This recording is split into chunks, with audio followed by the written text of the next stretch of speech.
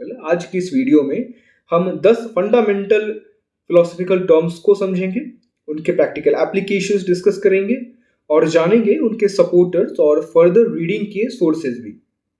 आज सब कुछ सिर्फ 10 मिनट में, तो चलिए शुरू करते हैं एग्जिस्टेंशियलिज्म से। एग्जिस्टेंशियलिज्म यानी हम खुद अपनी कहानी लिख रहे हैं। वन वर्ड में इसे एक्सप्लेन करें तो अब इसे थोड़ा और गहराई में समझते हैं तो एग्जिस्टेंशियलिज्म का मतलब है कि आपकी चॉइसेस और आपके एक्शंस ही आपको डिफाइन करते हैं। कुछ फिलोसफर्स रहे हैं, जीन पॉल सार्त्रे और एल्बर्ट कामू, जिन्हें आप एग्जिस्टेंशियलिस्ट कह सकते हैं। कहते हैं कि कोई प्री डिसाइडेड डेस्टिनी नहीं है, हर चीज आपके डिसीजंस पे डिपेंड करती है, आपके एक्शंस पे डिपेंड करती है। ये फेट में बिलीव नहीं करते हैं, ये बिलीव करते हैं हमारे एक्शंस पे। अब इसकी अगर प्रैक्टिकल एप्लीकेशन देखी जाए तो अगर आप अपने लाइफ में कंफ्यूज्ड फील कर रहे हो तो एग्जिस्टेंशियलिज्म आपको बताता है कि आपको अपने डिसीजंस खुद लेने चाहिए। आप अपनी लाइफ को नए रास्ते पे ला सकते हो अपने एक्शंस के द्वारा, rather देन कि लीविंग एवरीथिंग टू फेट, जो होगा भगवान देखेंगे। देखेंगे तो देखेंगे, but you should control your fate with your actions and your decisions. अब इस फिलॉसफी को और गहराई से समझने के लिए आप जीन पॉल सार्त्रे और एल्बर्ट कामू को पढ़ सकते हैं और उनकी किताब जैसे बीइंग एंड नथिंगनेस, जो कि सार्त्रे के द्वारा लिखी गई है, और एक काफ़ी प्यारी किताब द मिथ ऑफ सिसिफस, जो कि एल्बर्ट कामू के द्वारा लिखी गई है। आप इन्हें पढ़ सकते हैं। अगर आप किताबों में थोड़े नए हैं तो एक और किताब है एग्जिस्टेंशियलिज्म इज अ ह्यूमनिज्म। ये भी काफ़ी प्यारी किताब है, इजी रीड है, तो ये काफ़ी अच्छी किताब हो सकती है आपके लिए। दूसरी है फिलॉसफी निहिलिज्म। इसको अगर एक शब्द में कहें तो सब बेकार है भैया कुछ ना रखा है इसमें अब निहिलिज्म कहता है कि दुनिया में कोई इनहेरेंट मीनिंग नहीं है, इस दुनिया की कोई इनहेरेंट मीनिंग नहीं है। फ्रीडरिक नीजा, जिन्होंने इस आइडिया को एक्सप्लोर किया है, काफ़ी वाइडली एक्सप्लोर किया है, कहते हैं कि मीनिंग हम खुद बनाते हैं, अपने जीवन की मीनिंग हम खुद बनाते हैं, पहले से नहीं है।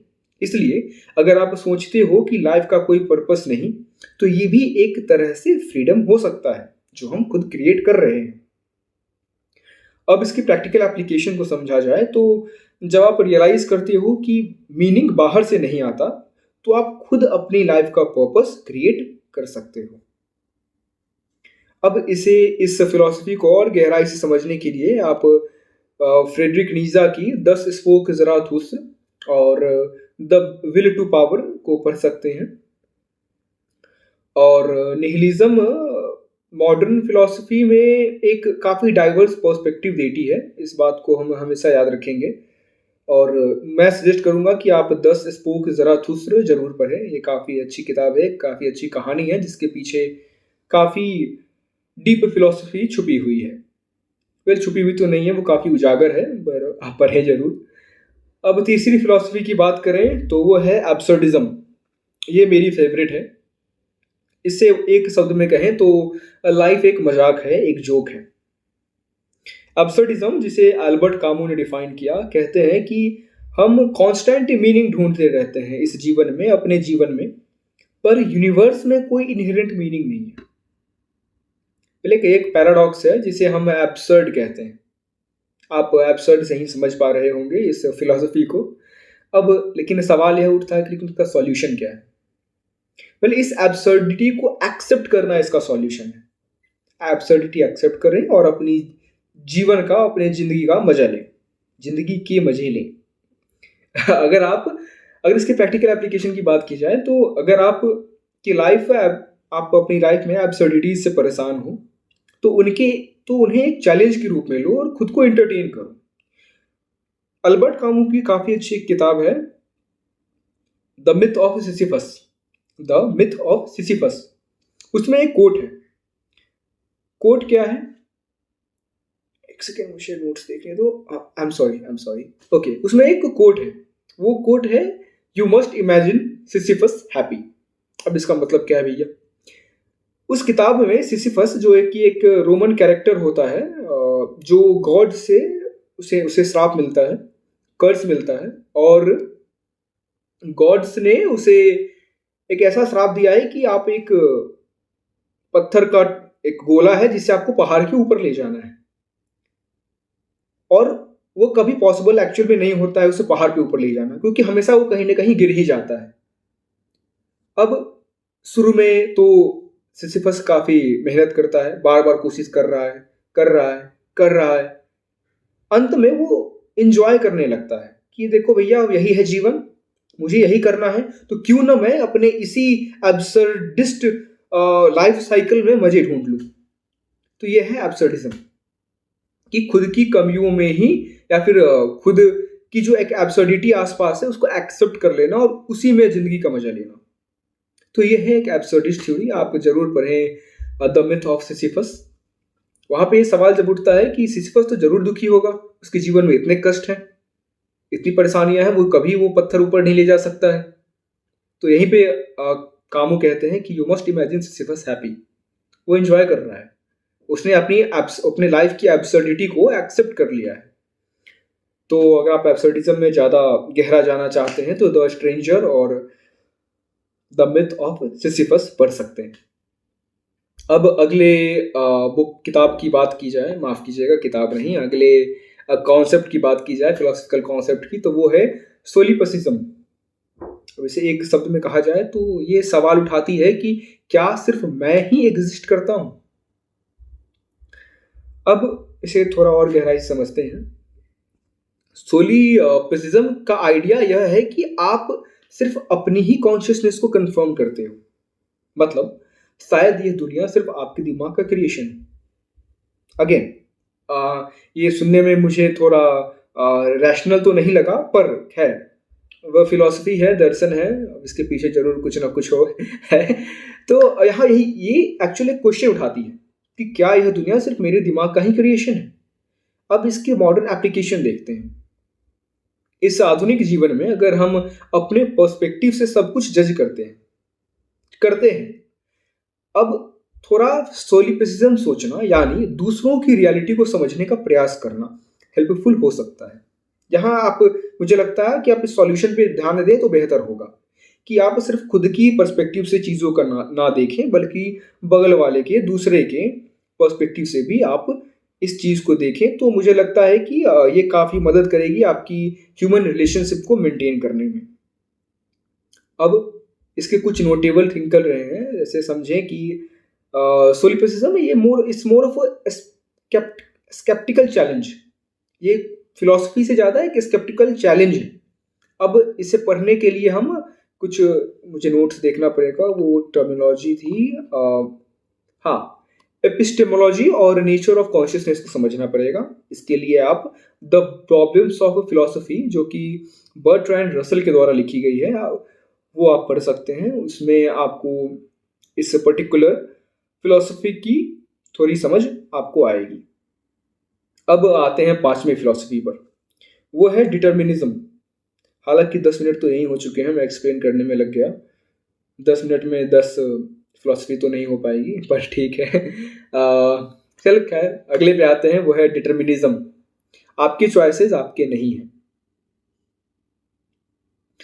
अब ये भी एक सवाल ही खड़ा करती है कि क्या आपके चॉइसेस आपके नहीं हैं, या फिर आपके चॉइसेस आपके नहीं है, ये बताती है, ये आपको डिसाइड करना है।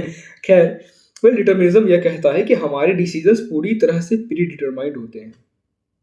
ये कॉन्ट्राडिक्टरी है हमारे निहिलिज्म के कॉन्सेप्ट को लेकर के, जो कहते हैं कि हम कुछ भी प्री डिटरमाइंड नहीं है, हम अपने एक्शन से क्रिएट करते हैं, अपने डिसीजन से क्रिएट करते हैं अपना फ्यूचर। पर ये कह रहा है कि सब कुछ प्री डिटरमाइंड है। हमारा एनवायरनमेंट, जेनेटिक्स, अपब्रिंगिंग हमारे चॉइसेस को शेप करते हैं। ये कॉन्सेप्ट आपको दिखाता है कि हमारी फ्री विल कितनी लिमिटेड हो सकती है। देखा जाए तो हमारा विल इतना लिमिटेड है कि इस दुनिया में आना भी हमारे विल के विरुद्ध ही हुआ है। हालांकि रैशनली देखा जाए तो पॉसिबल नहीं है, but again it's just a perspective.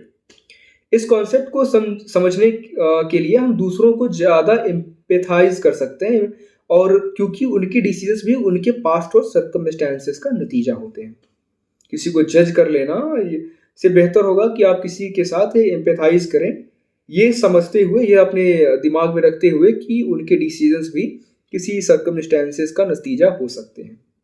अब इसकी एक्चुअल काफ़ी प्रैक्टिकल एप्लीकेशन है, ये हम सभी अपने आसपास देखते हैं।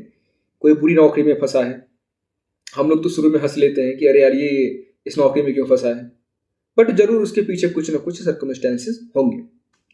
अब इसे और समझने के लिए आप बारूच स्पिनोजा को पढ़ सकते हैं, उनकी एक किताब है एथिक्स, वो आप पढ़ सकते हैं।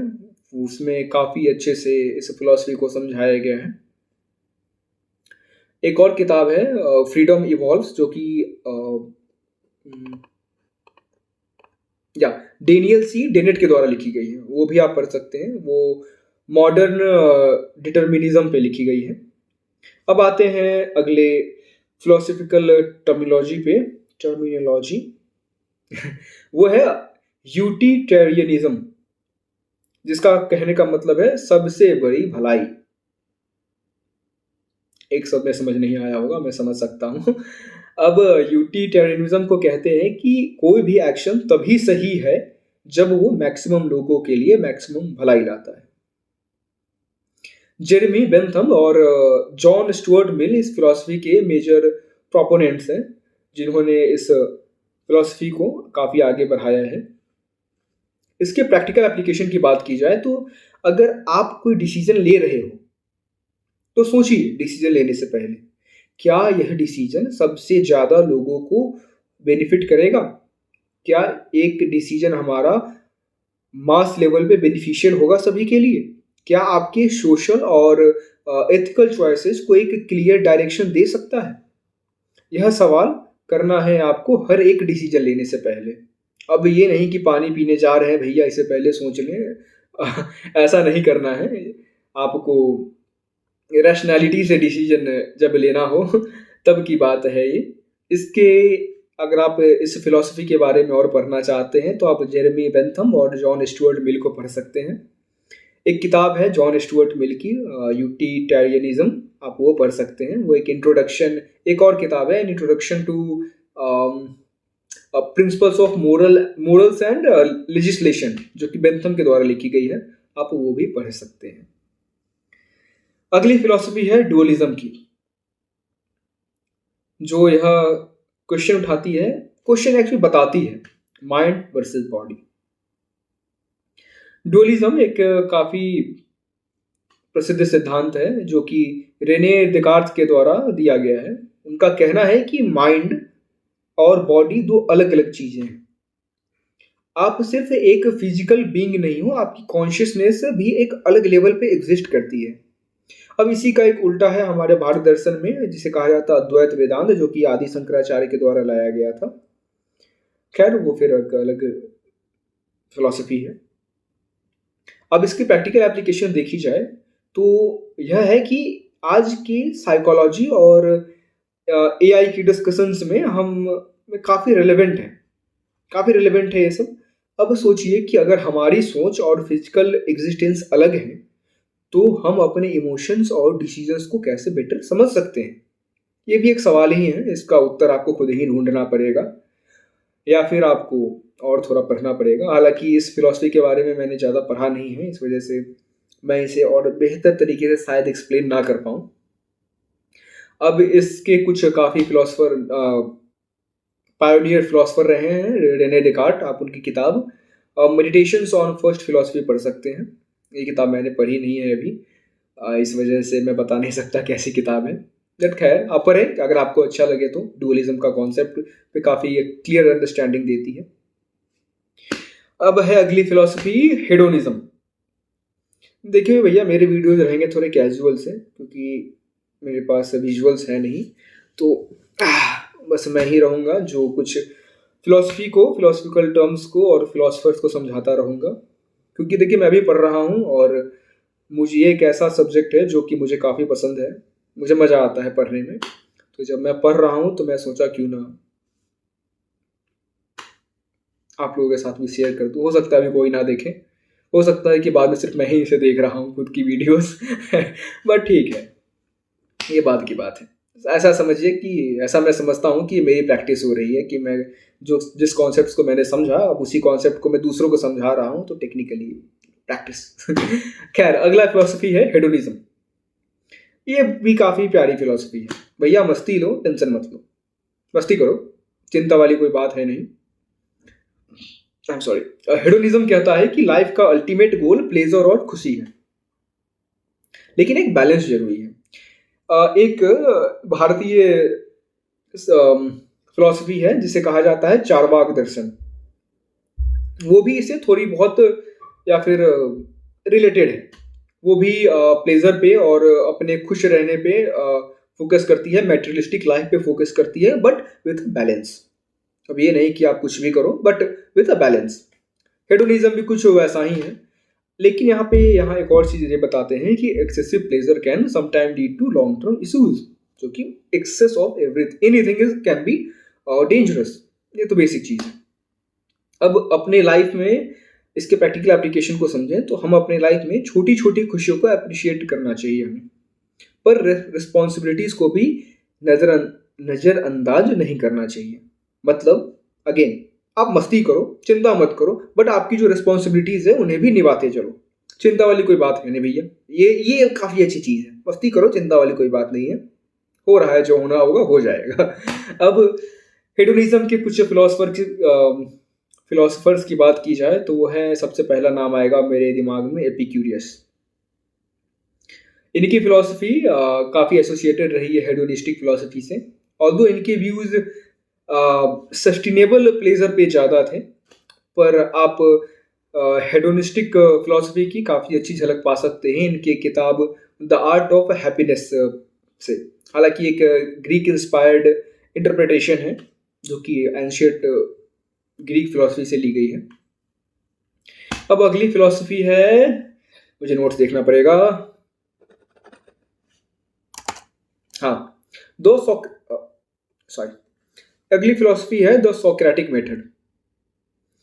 अब सुकरात का सीन ऐसा था कि उन्हें सवाल पूछने बड़े पसंद थे, तो जो सोक्रेटिक मेथड था वो है क्वेश्चन का पावर। एक और चीज है जो मेरे दोस्तों ने भी मुझसे एक बार कही है, वो है if you ask so many wise wise you might reach God, you might get to know God। तो आप सवाल पूछते जाओ, भगवान तक भी पहुंच सकते हो। तो वही चीज है, क्वेश्चन ऑफ पावर है यहाँ पे सुकरात के मेथड में।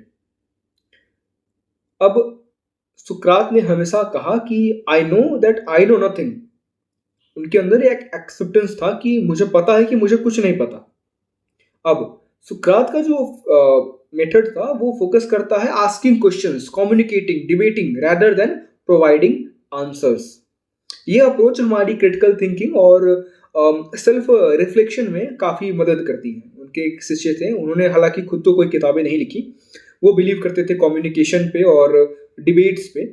और उनके शिष्य जिनका नाम था प्लेटो, उन्होंने एक किताब लिखी उनके ऊपर, और more of a discourse, I think उस किताब का नाम द ट्रायल है, जहाँ पे सुकरात को जब जहर दिया जाता है उससे पहले वो खुद के लिए एक बहस करते हैं खुद। तो आई थिंक उसी का एक इंटरप्रिटेशन उन्होंने लिखा प्लेटो ने। तो प्लेटो की वजह से ही सुकरात की जो नॉलेज है वो आज भी प्रिजर्व्ड है। अब इसके प्रैक्टिकल एप्लीकेशन की बात की जाए तो आप किसी भी टॉपिक पे सोच रहे हो तो डायरेक्ट आंसर से ज़्यादा खुद से ज़्यादा क्वेश्चंस पूछना सीखो। ये आपको और गहरा इंसाइट देगा, और ये काफ़ी प्रैक्टिकल अप्रोच भी है। rather than providing answers, ask the questions more and more, go deeper। well, not that way, मतलब क्वेश्चंस में आप और क्वेश्चन पूछो, why ओके। आप नहीं, उस किताब का नाम द ट्रायल नहीं, द अपॉलजी था, मुझे माफ कीजिएगा, मुझे अभी ध्यान। The trial I think Francis Kafka की किताब है, द अपॉलजी थी उस किताब की नाम, जो प्लेटो ने लिखा है, आप उसे पढ़ सकते हैं। और एक और किताब है आई थिंक सोक्रेटिक सर्कल, जो हमारे इस फिलॉसफी को मॉडर्न टेक का विस्तार करती है। अब आखिरी और सबसे नामी फिलॉसफी आजकल की वो है स्टोइसिज्म, स्टोइक्स, जिसकी शुरुआत की थी जेनो ने, ZENO। अब ये कहती है कि भैया जिंदगी जैसी है वैसे ही एक्सेप्ट करो, एक्सेप्टेंस। स्टोइसिज्म कहता है कि हमारी हैप्पीनेस हमारे रिएक्शन पे डिपेंड करती है, ना कि एक्सटर्नल इवेंट्स पे।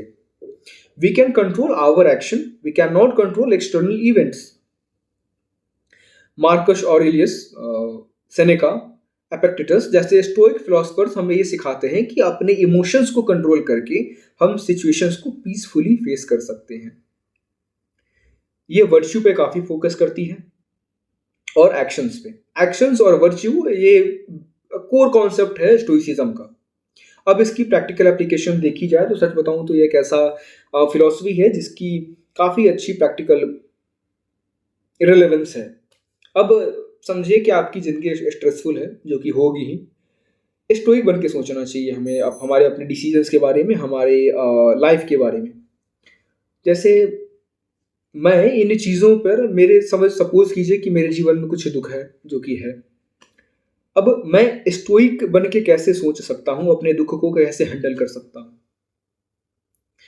अब मेरा सोचना यहाँ यह होना चाहिए कि मैं सब चीज़ों पर तो कंट्रोल नहीं रख सकता, लेकिन अपने रिस्पॉन्स पे, अपने एक्शंस पे जरूर कंट्रोल रख सकता हूँ। एक्सटर्नल फैक्टर्स पे मेरा कोई कंट्रोल नहीं है, बट इंटरनल फैक्टर्स पे तो है। अब यही माइंडसेट है जो आपको मेंटली स्ट्रांग बनाता है। Controlling your own actions rather than depending upon the external environment. अब इस फिलॉसफी को पढ़ने के लिए आप मार्कस ऑलियर्स की मेडिटेशन पढ़ सकते हैं, सेनेका की एक किताब है लेटर्स फ्रॉम अ स्टोइक, आप वो पढ़ सकते हैं। एपिक्टेटस को पढ़ सकते हैं। एक और किताब है वो रैन हॉलिडे की है, जो कि रॉबर्ट ग्रीन के शिष्य हैं। रॉबर्ट ग्रीन आजकल के ऑथर है, उनकी किताब 48 laws of power. The daily stoic करके एक किताब है जिसमें 365 स्टोइक फिलोसफीज हैं, जिन्हें एक एक पेज में एक्सप्लेन किया गया है। वो काफ़ी एक ईजी रीड हो सकता है, तो आप वो पढ़ सकते हैं। अब भैया कॉन्सेप्ट तो हो गए, हालांकि इन्हें काफ़ी मैंने बेस कॉन्सेप्ट बस बेस समझाया है, लेकिन फिर भी आई थिंक 23 मिनट हो चुके हैं वीडियो में। कोई देखेगा तो नहीं, पर मुझे पता है, पर फिर भी मेरा काम है। अब इतनी सारी फिलोसफीज हैं, बट हमें ये बताती हैं कि ज़िंदगी के डिसीजंस, चैलेंजेस और क्वेश्चंस का जवाब हमारे अंदर ही छुपा है। ये फंडामेंटल टर्मिनोलॉजीज ना सिर्फ किताबों में पढ़ने लायक है, बल्कि अपने डेली ज़िंदगी को भी ट्रांसफॉर्म कर सकते हैं। अब फिलोसफर्स के आइडियाज़ और उनके लिखे हुई जो किताबें हैं आपको एक गहरा पर्सपेक्टिव देंगे। सो explore them, question everything like Socrates did, and always keep learning. बाकी अगर आपको वीडियो अच्छी लगी हो तो लाइक करो, या फिर ठीक है ना भी करोगे तो कोई दिक्कत वाली ऐसी बात है नहीं अभी के लिए। बट ठीक है, चलिए फिर कभी मिलते हैं। सायोनारा।